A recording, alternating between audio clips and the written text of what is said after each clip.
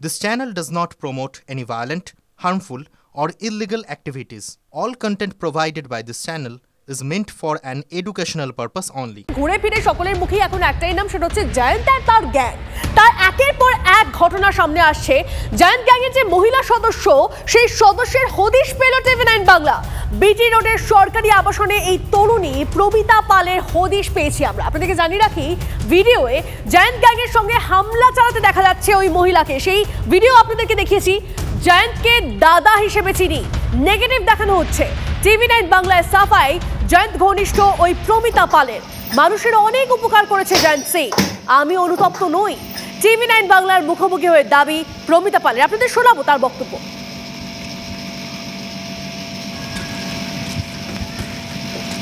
কথা স্বীকার করেছেন প্রমিতা পাল।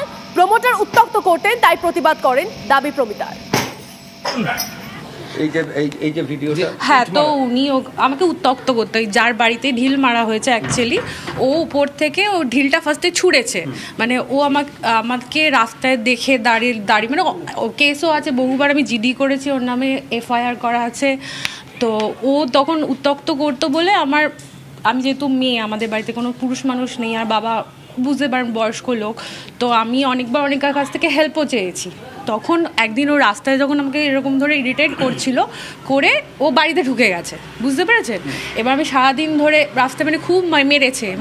এই যে দেখুন এই যে কাটস আছে আমার, তারপরে অনেক জায়গায় অনেক মেরেছিল। 1 বছর আগেকার ঘটনা যেহেতু এটা, সেইভাবে এখন সেই উন্ডসগুলো ভরে গেছে। বেশ, সেই ইনজুরির জন্য আপনি চলে গেলেন? হ্যাঁ, না, সেই ইনজুরির জন্য দুজনকে নিয়ে, জঙ্গা আর বাবুয়া, সেই ইনজুরির জন্য আমি যাইনি। জঙ্গা, বাবুয়া আর এদের আমি আগে থেকেই চিনতাম, যেহেতু পাড়ায় থাকে, একই পাড়া এখানেই এর আছে। তো ওরা গিয়েছি যখন, ওরা আমাকে ওপর থেকে গালিগালাজ করে প্রথমে, যে এরকম ব্যাপার। তুমি ম্যাডাম, আপনি তো থানায় যাবেন না, আপনি দুজনকে নিয়ে ওখানে গেলেন? থানায় গেছি, আমি থানায়ও গেছি, তারপরে রিপোর্টও করে এসেছি। জায়ান্ট সিংকে কতদিন? দাদা তো আমাদের এখানে ভালো, সবাই চেনে মোটামুটি। জায়ান্টের সঙ্গে আপনার কিছু ছবি, ঘনিষ্ঠ ছবি কিছু? না, আমি তো বলতে পারবো না সেটা কোথা থেকে পেয়েছেন আপনারা, সেটা আমি বলতে পারবো না, বাট ও আমাকে অনেক হেল্প করেছে। আপনি কি সেই সময় অ্যারেস্ট হয়েছিলেন, না আপনি আত্মসমর্পণ? আমি আত্মসমর্পণ করেছিলাম, আমি বেলও পেয়ে গেছি। কোথাও কি আপনি মনে করেন যে এদের সঙ্গে ঘুরে আপনি কোথাও ভুল করেছেন, আপনি অনুতপ্ত? আমি অ্যাকচুয়ালি ঘুরেছি বলে আমি বলবো অনুতপ্ত নই, সেটা বলবো না। এরা অনেক লোককে হেল্প করেছে।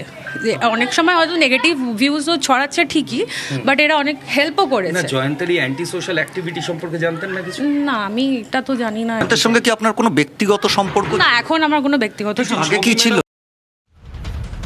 গোটা ঘটনার কথা স্বীকার করছেন প্রমিতা, তবে তার কথা সত্যতা কতটা রয়েছে, বরং আসুন কথা বলি এই নিয়ে। আমাদের সঙ্গে আমাদের প্রতিনিধি সিজার রয়েছেন। সিজার, দেখো, উনি যে অভিযোগটা করছেন, এখানে দাঁড়িয়ে একটা কথা বলতেই হয়, যার বিরুদ্ধে তার অভিযোগ বা যে প্রমোটার অভিযোগ করছেন প্রমিতা তার বাড়িতে বা প্রমিতার সঙ্গে জয়ন্তের লোকজন গিয়ে ঢিল মেরেছে, এটা কোথাও খুঁজলে দেখা যাবে সবাই কিন্তু একটা গ্রন্থিতেই গাধা। কারণ এই মৌসুম চ্যাটার্জি বা যে প্রমোটারের অভিযোগ করছেন, তিনিও এক সময় কিন্তু এদেরই ঘনিষ্ঠ ছিলেন।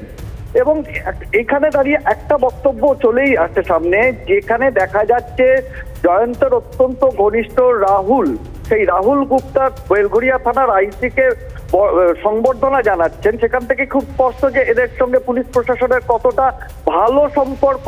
সেখানে দাঁড়িয়ে জায়ান্ট ঘনিষ্ঠ একজন মহিলা বলছেন যে তিনি মলেস্টেড হয়েছেন বা তাকে উত্ত্যক্ত করা হয়েছে, এবং তার অভিযোগ পুলিশ নিচ্ছে না বা পুলিশ কোনো অ্যাকশন নিচ্ছে না, সেটাও বা কতটা গ্রহণযোগ্য?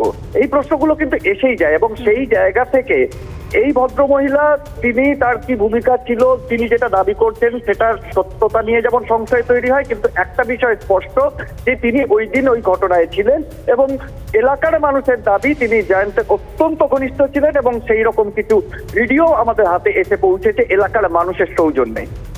একদম তাই। আপাতত তোমাকে ধন্যবাদ সিজার, অবশ্যই নজর রাখো খবরের দিকে। তবে দেখুন, বারবার করে এই প্রশ্নই তো ঘুরে ফিরে আসছে যে এই ঘটনায় প্রমিতা পাল, তাহলে তিনি যখন তার সমস্যায় পড়ছিলেন তখন ওই প্রমোটারের বিরুদ্ধে তিনি থানার দ্বারস্থ হলেন না কেন, পুলিশের কাছে গেলেন না কেন, এই সমস্ত প্রশ্ন যখন উঠছে, তখন প্রমিতা পাল তিনি আরো একবার শুনুন কি বলেছেন।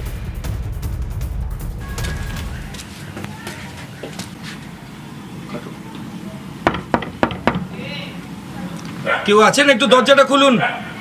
এই যে ভিডিওটা হ্যাঁ, তো উনি আমাকে উত্তক্ত করতো, যার বাড়িতে ঢিল মারা হয়েছে অ্যাকচুয়ালি ও উপর থেকে ও ঢিলটা ফার্স্টে ছুঁড়েছে, মানে ও আমাকে রাস্তায় দেখে দাঁড়িয়ে মানে ও কেসও আছে, বহুবার আমি জিডি করেছি, ওর নামে FIR করা আছে।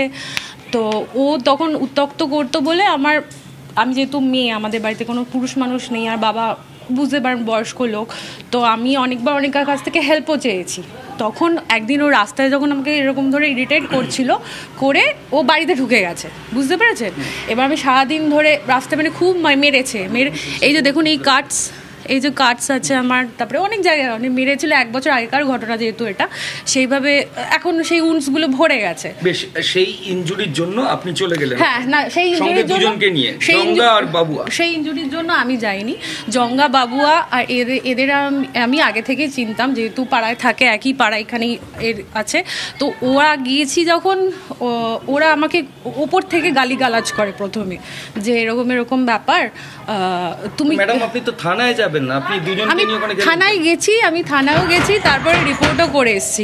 জয়ন্ত সিংকে কতদিন? দাদা তো আমাদের এখানে ভালো, সবাই চেনে মোটামুটি। জয়ন্তের সঙ্গে আপনার কিছু ছবি, ঘনিষ্ঠ না, আমি তো বলতে পারবো না সেটা কোথা থেকে পেয়েছেন আপনারা, সেটা আমি বলতে পারবো না, বাট ও আমাকে অনেক হেল্প করেছে। আপনি কি সেই সময় অ্যারেস্ট হয়েছিলেন না আপনি আত্মসমর্পণ? আমি আত্মসমর্পণ করেছিলাম, আমি বেলও পেয়ে গেছি। কোথাও কি আপনি মনে করেন যে এদের সঙ্গে ঘুরে আপনি কোথাও ভুল করেছেন, আপনি অনুতপ্ত? আমি অ্যাকচুয়ালি ঘুরেছি বলে আমি বলবো অনুতপ্ত নই, সেটা বলবো না।